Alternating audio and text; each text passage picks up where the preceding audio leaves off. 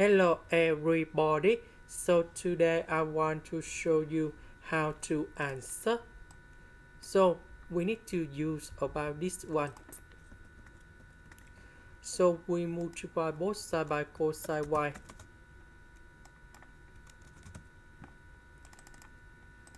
Next, this one, that is dy over dx. Later that we multiply both sides by dx. So we put the integration for the both sides.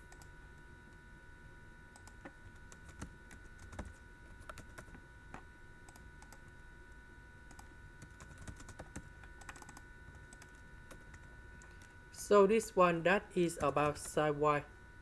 This one we have negative cosine x.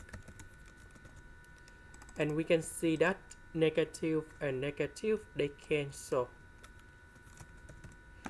And we see that this one equals to this one. That is the end. Thank you for watching.